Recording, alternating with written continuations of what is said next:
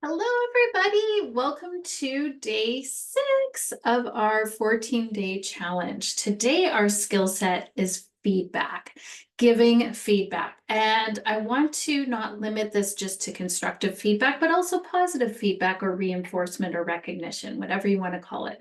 So today, I love talking about feedback because it's so rich and so many of us were never trained how to do it. So I'm going to give you a simple model, and then I'm going to also give you a few tips today.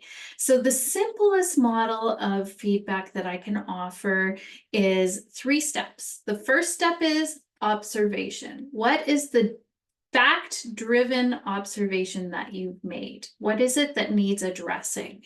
So it could be, hey, today I noticed you were 10 minutes late getting into work today. That's an observation, okay?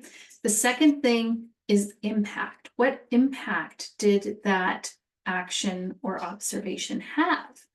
As a result, we had to wait for you to start the team meeting and we didn't get to all of the agenda items. I'm just giving you an example, right? Whatever the impact was.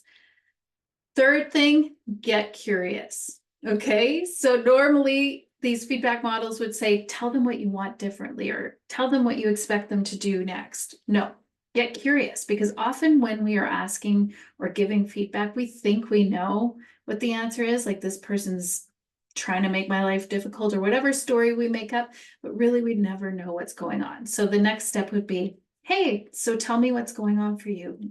Help me understand why it was what was difficult for you to get in today on time.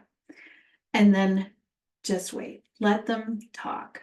Let them talk. And when they talk, you can mirror back. And then you can offer some suggestions. Say, hey, is there support I can offer? What might you need to do differently to change this next time?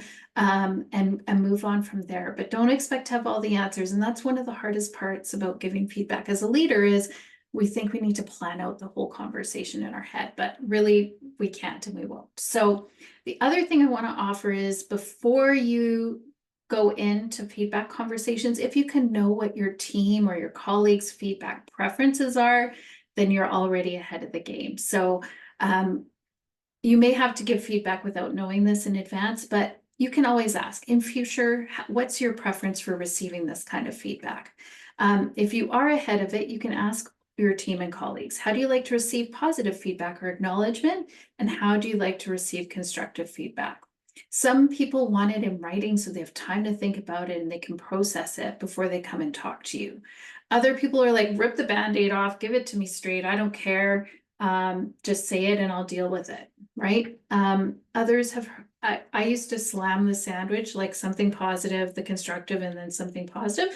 But I've heard from my Dare to Lead participants that some people actually like the sandwich. So if they like the sandwich, we can give them the sandwich. But I've heard in other research that more 5-to-1 makes more sense. But anyways, whatever works for them is what's important in terms of showing up as a leader. So your job today is go to give somebody feedback. We want it to be genuine and authentic though. So make sure it's something that really, warrants feedback and is not going to seem like it's coming out of left field. But if you could give some positive feedback or constructive feedback, can't wait to see in the comments how that goes for you today. Good luck.